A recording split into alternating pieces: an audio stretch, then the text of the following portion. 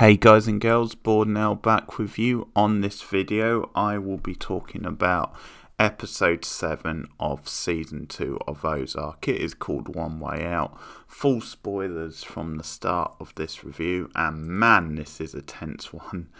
It's definitely an episode where things get really murky and things take certain turns that are going to be big developments and change the course of the show moving forward. It's definitely one of those episodes where I think a lot changes and certain things definitely cross the line, which there's sort of no going back from, and it's going to be fascinating seeing those consequences. So I'll start off with the main sort of like big sort of plot and tension, and that is that Mason ends up kidnapping Wendy and keeping her hostage in the basement. And this all comes about because the state take away Zeke, is his son. They decide he's an unfit parent, because a single parent, and he's obviously been taking him on the street with him when he's been doing his sermons, things like that. And it sort of gets back to him that then Wendy might have mentioned it to them. So the big sort of set piece of the episode and tension is he's kidnapped Wendy. He is very unstable. He's, I guess, being Mason, he's really going heavy with the religious stuff and questioning her sort of morality.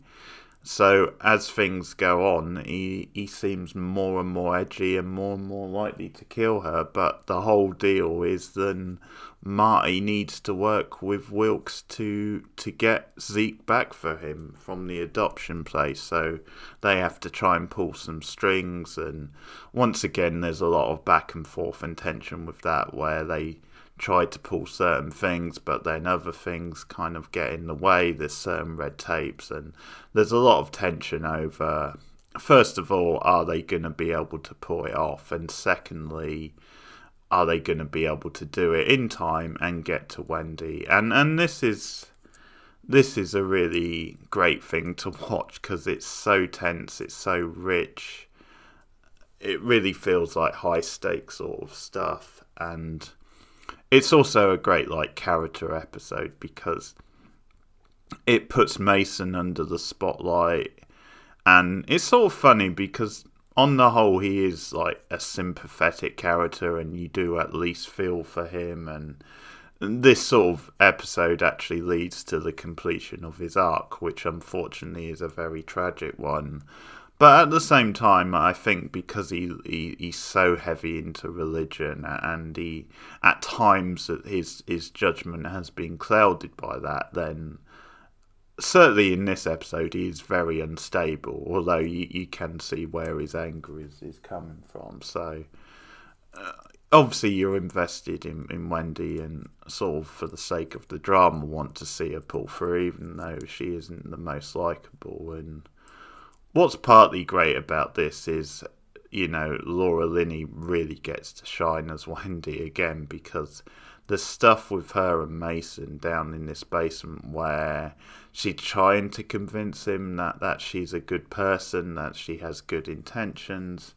She tries to open up to him about her past with her family, and it's sort of very open-ended really whether a lot of this is her telling the truth or if she's just trying to get him on side. And she does admit later on that then it's almost then, because she tries to preach her religious credentials at some point, but she does kind of open up a bit later than some of that was bull. And it's sort of a clever sort of term because she uses that as a way to say, hey, yeah, this is the way life is, this is the deal sort of thing. And she almost uses it as like a shot in the arm to him, and it's almost like her being honest about, hey, life is brutal, life is tough, and you have to be tough to survive. And that's kind of what I was doing. But there's definitely some grey area there over it. Some of it might have been true, but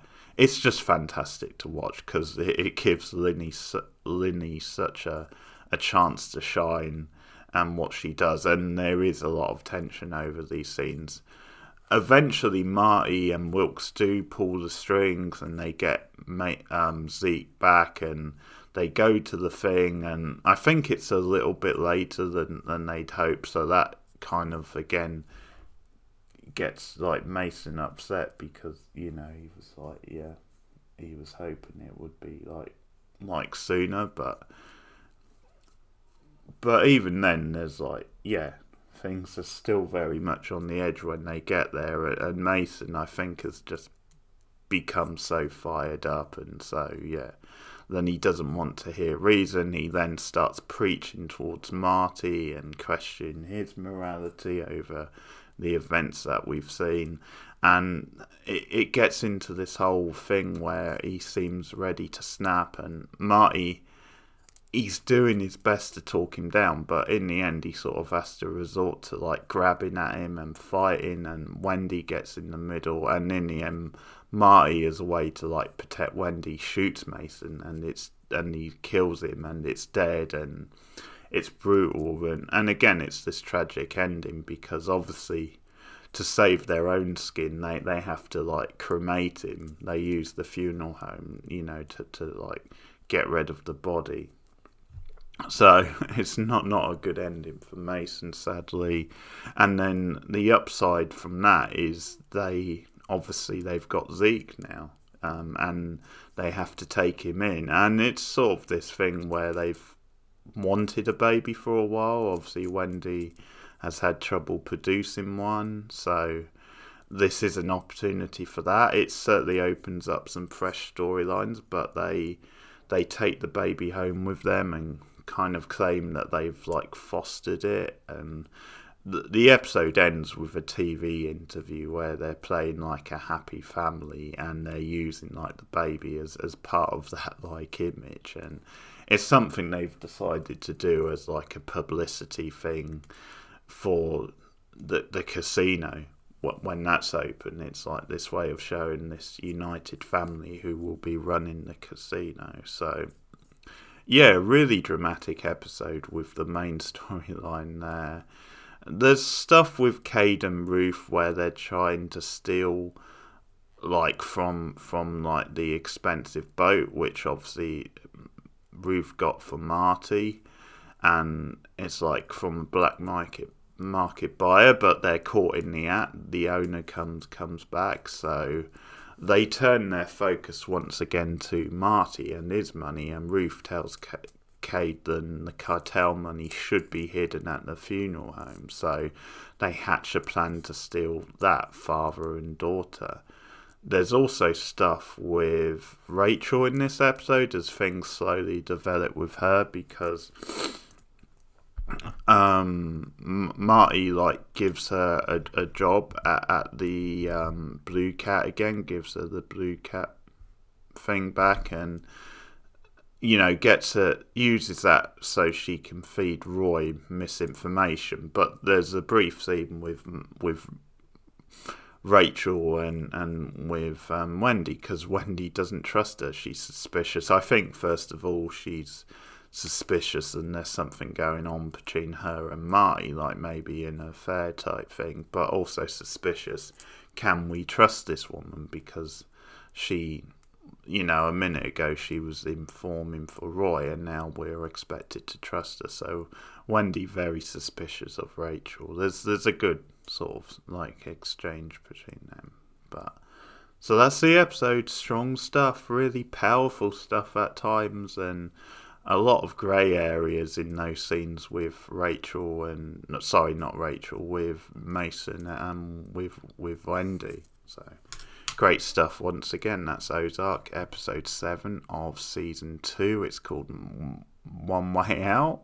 Has a dramatic ending. Let me know your thoughts in the comments below. Please like and subscribe as always. Share me out on social media. You can support me on Patreon for as little as $1 per month for extra content. That's patreon.com/borednow. But I'll be back with more Ozark soon. Thanks guys. See you later.